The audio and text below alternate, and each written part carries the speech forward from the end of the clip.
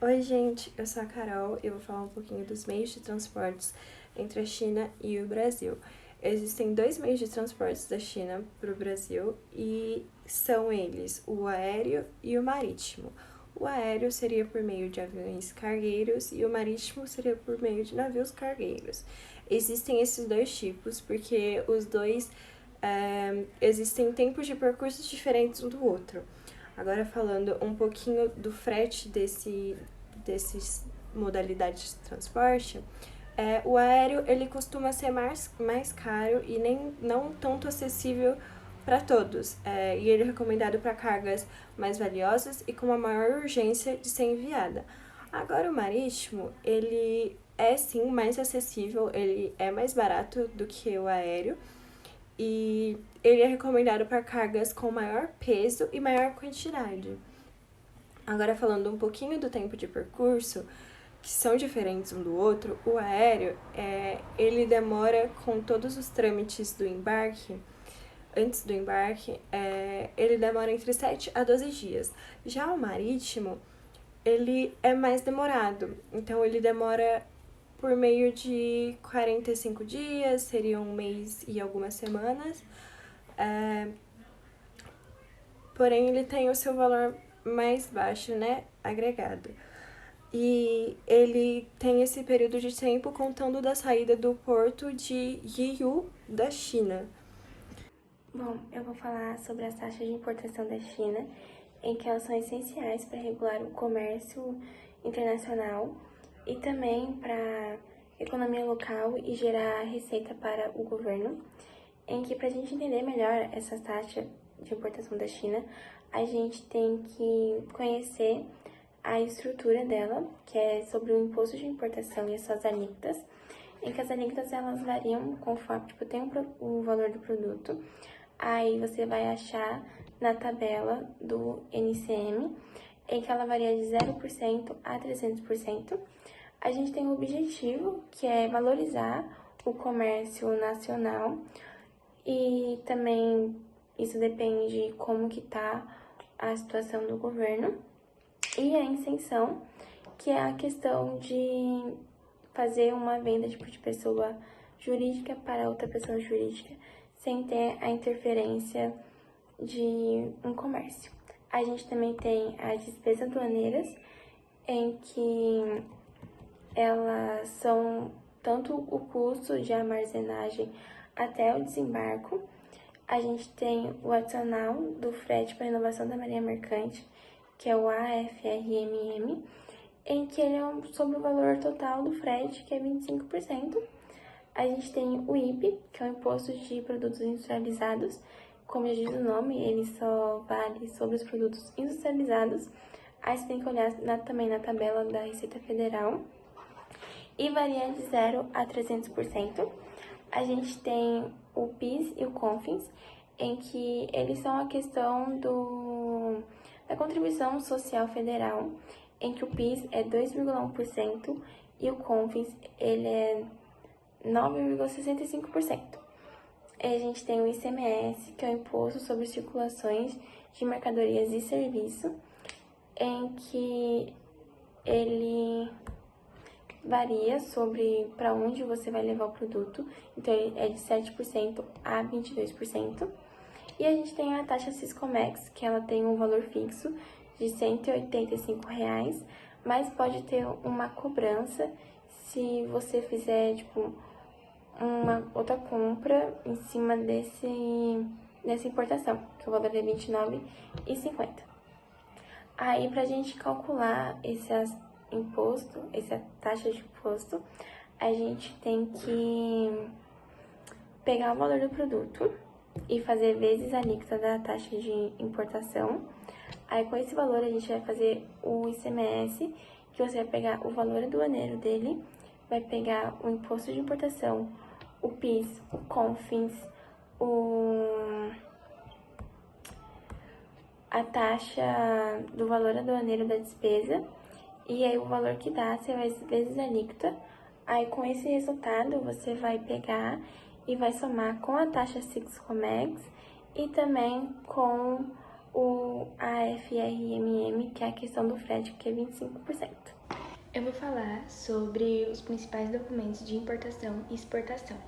Bom, o primeiro é a fatura comercial, que detalha os valores e as condições de renda. O segundo é o conhecimento de embarque, que prova da onde o transporte da mercadoria está vindo. A lista de embalagem, que especifica o conteúdo. O certificado de origem, que declara a origem da mercadoria, então está mostrando de onde a mercadoria está vindo, para onde ela vai.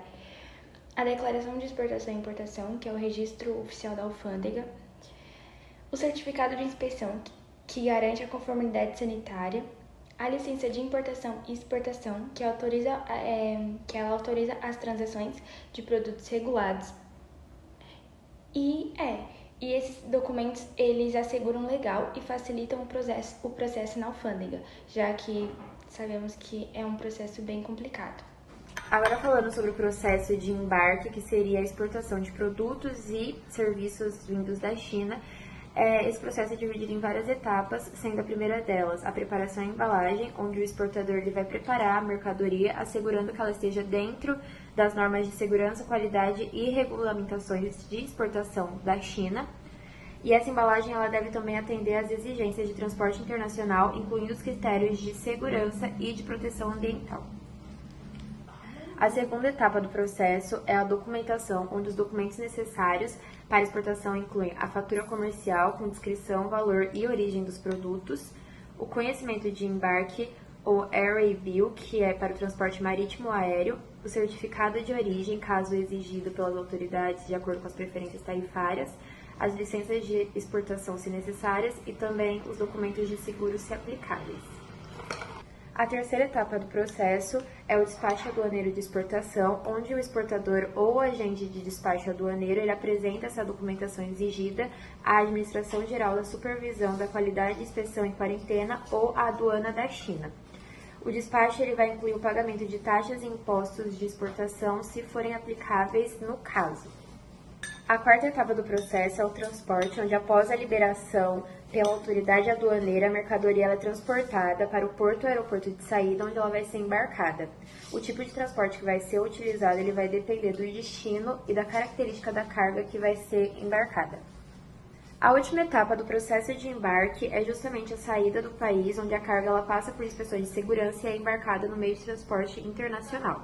Esse processo de saída também envolve o controle de segurança e o cumprimento de regulamentações internacionais. Agora falando sobre as considerações sobre os serviços, a China ela tem regulamentações muito específicas em relação ao tipo de serviço que vai ser prestado, podendo ser como, por exemplo, de tecnologia, telecomunicações, educação ou também de consultoria. A China ela possui um mercado de investimento estrangeiro restrito em várias áreas, por isso é de suma importância que os agentes envolvidos nessa troca entender as leis de propriedade intelectual e restrições de licenciamento para certos serviços.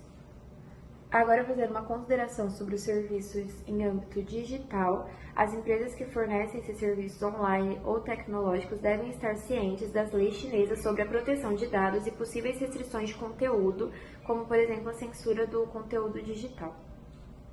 Agora falando do processo de desembarque, que é a importação de produtos e serviços na China, o primeiro dos processos é a chegada da carga. Quando as mercadorias elas chegam no porto ou aeroporto chinês, elas são descarregadas e direcionadas até a zona aduaneira. A segunda etapa do processo é o desembaraço aduaneiro, onde esse importador ou agente de desembaraço aduaneiro ele vai apresentar os documentos necessários à aduana da China, sendo esses documentos a fatura comercial, o conhecimento de embarque, certificado de origem e certificado de conformidade. A aduana da China ela vai verificar esses documentos, inspecionar a carga e cobrar os impostos de importação, como o imposto sobre o valor agregado, imposto sobre o consumo e os direitos aduaneiros. A terceira etapa, ela se enquadra como inspeção e conformidade, onde certas mercadorias, como produtos alimentícios, medicamentos e eletrônicos, podem passar por uma inspeção rigorosa de qualidade e segurança antes de serem liberadas. A aduana da China ou outras autoridades relevantes podem exigir ainda a apresentação de certificados de conformidade ou até mesmo a realização em testes de laboratório especializados. A quarta e penúltima etapa, ela é a liberação de mercadorias, onde após o pagamento de impostos e a verificação dos documentos e a conformidade, as mercadorias elas são liberadas pela aduana e podem ser retiradas no porto ou aeroporto de chegada. A última etapa, ela se enquadra como entrega final, onde essa mercadoria é transportada do ponto de desembarque, que é o aeroporto, porto, etc., até o destino final, seja ele armazém, comprador ou distribuidor. Bom, eu vou falar sobre a parte dos Incoterms, que eles são um conjunto de regras e responsabilidades de vendedores e compradores pela entrega de mercadorias sobre contratos de venda. E o que inclui nas importações da China são de extrema importância e elas devem constar nos documentos. Os Incoterms, eles reduzem significativamente os problemas e os mal entendidos que podem ter com os comerciantes. E em 2010, as principais Incoterms elas foram atualizadas. As Incoterms são organizadas por modos de transporte e elas são divididas em 4 grupos. O grupo E, que é o termo de partida, o grupo F, que é o termo de remessa principal não pago, o grupo C, que é o termo de remessa principal pago, o grupo D, que é as condições de chegada. E os mais utilizados pela China em importações são EXW, a FOB e a CIF, que é a EXW. Ela é a mercadoria colocada à disposição do comprador no estabelecimento. A FOB, ela define a responsabilidade pelo transporte e custos de uma mercadoria. E a CIF, que é a CIF, ela é onde o vendedor é responsável por entregar a mercadoria para o transportador no navio indicado pelo comprador. Os elementos básicos de um seguro de importação e exportação incluem várias coberturas, cláusulas e proteções específicas que visam reduzir riscos para o importador e o exportador ao longo de toda a cadeia de logística. Aplicabilidade. Como aplicar esse seguro? Existem 2 maneiras através do seu agente de cargas ou diretamente com companhias de seguro internacional. Aplicabilidade. Como aplicar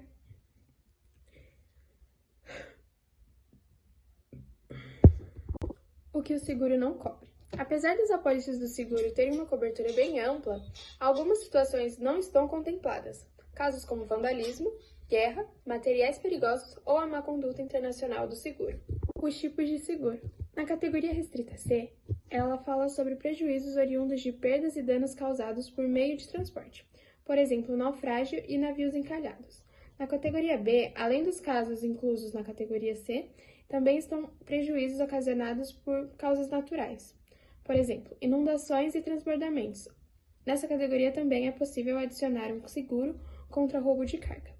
Já na categoria A, que é a mais ampla e completa, onde sua carga está protegida contra qualquer imprevisto, exceto os prejuízos não indenizáveis, que são casos como vandalismo e guerra. Agora falando sobre os seguros, o seguro na importação é um contrato que protege o importador de perdas financeiras devido a imprevistos que podem danificar ou até perder totalmente a carga.